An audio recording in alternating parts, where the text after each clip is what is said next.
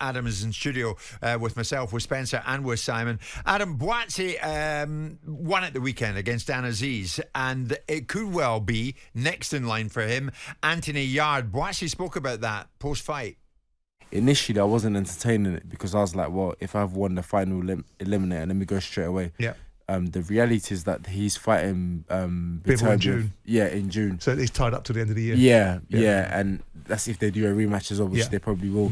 And then that means the following fight year wouldn't happen till the end of the first quarter of the year. So it's a long time to just hang about, which is what I'm not going to do. Yeah. So I'm definitely entertaining the Yarde fight.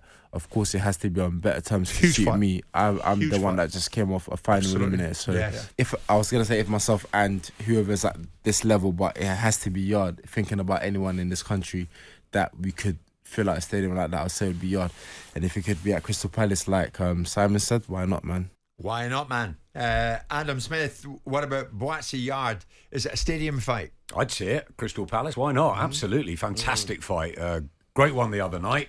Dan Aziz came up with a lot of courage, and he really tested Buatsi at times. I thought it was a fabulous watch. Buatsi and Yarde is mouth-watering. Absolutely brilliant. We're just talking earlier and sort of we can't pick a winner here. I mean, I think I just lean towards Buatsi slightly, probably again because of the pedigree, but Yarde is good and it's a great domestic fight. It's a classic and it's what we want. You just look at the momentum though with Anthony Yarde now in defeat as well, by the way, against Bellew. He come out real performance. It was wasn't an unbelievable performance. When you see what Bellew's gone on to do, you look back at that and you go, that was a first class performance. He's a great fighter. He's a great fighter. So I think that is the fight that has to happen next with the undisputed going on in Saudi with Bivol Bellew on June the 1st. I think that fight has to happen next. You got that one, the top one. Yeah. Bellew and Bivol, fantastic. Yeah. And then you've got this one, which is all British, and let's get it on. Yeah.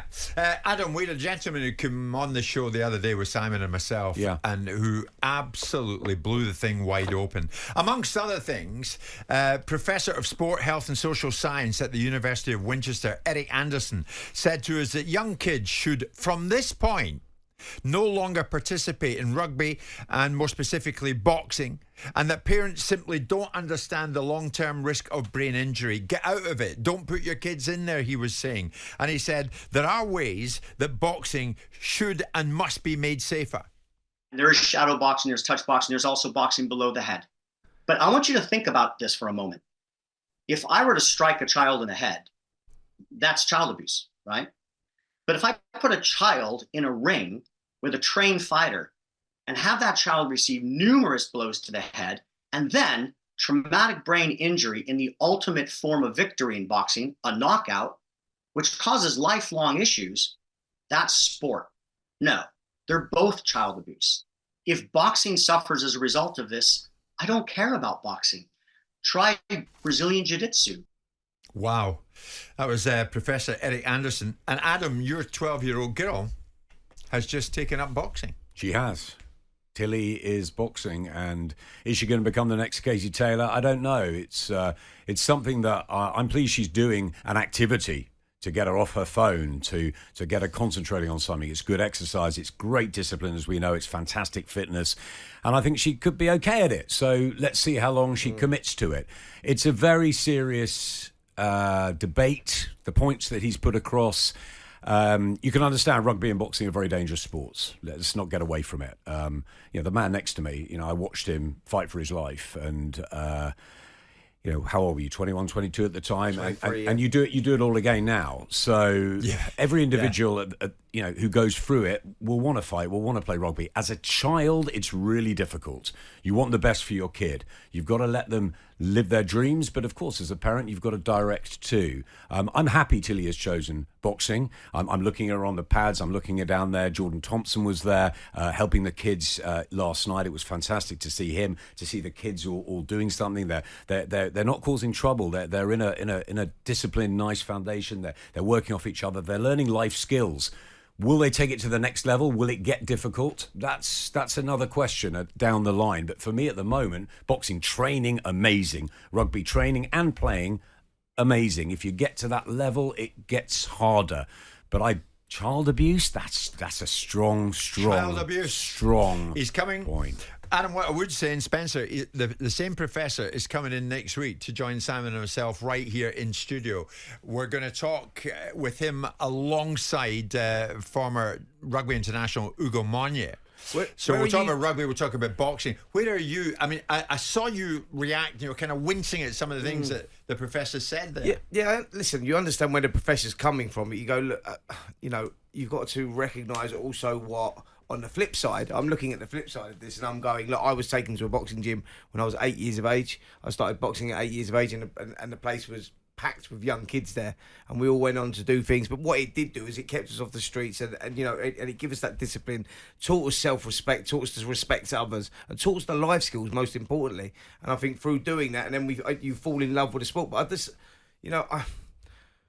think it's strong. Yeah, like I just think that was a very strong word. You're just saying abuse, like and He's talking specifically because I desperately wanted to disagree with him, but he's not coming from the position of sports. He's coming from the position of clinical well-being of children. So his interest is clinically, and empirical data suggests that concussions and injuries that involve head movement and brain movement are conclusively supported by the evidence that this is damaging for children. And if you don't let a kid vote under 16, if you don't let a kid have sex under 16 legally, if you don't let a kid smoke under 16, why would you let a kid have the choice to go in a ring and put themselves in the way of jeopardy? Is the centre cornerstone of his argument. That's where he gets the child abuse from, because he says, if you then push him in that ring, now it's strong words because you gain and garner attention by using strong words. It concentrates people's minds. Medically, totally understand. Yeah. It's very dangerous, mentally and physically. But mentally and physically, the other argument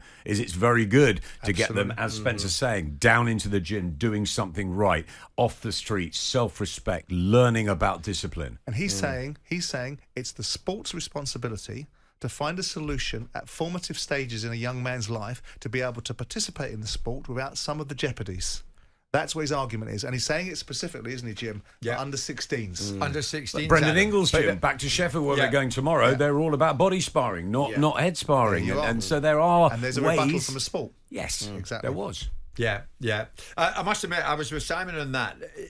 He won many people over in the time that he was on, Adam. Hence, he's coming on next week alongside Ugo Monye, and we'll talk further about it. It's an interesting one. It's a difficult one. Yeah, it is indeed. You're back with a microphone in your hand, and I, for one, am delighted about that. Tomorrow night, live from the boxing YouTube channel here at talkSPORT. Adam, we wish you well, mate. You've waited a long time to be back in amongst it. It's your field, it's your game, it's your business. You know what you're about. Thank you, Jim. I really appreciate it. And thank you, Simon, for having me on. And I'm Pleasure. Really excited, Spencer. Let's get ready to rumble again. Absolutely. Listen, 7:30 tomorrow night, live stream on talkSPORT's boxing YouTube channel. You can hear me and the voice, Mr. Adam Smith. That's a good promotion, Spencer. Well done. Well done with that. Simon, terrific stuff. Ben Whittaker. Ben Whittaker in tomorrow. On the show tomorrow alongside your good self, Simon. What a young fighter he is. What a fighter. What a superstar he can be. Yeah, what a performer.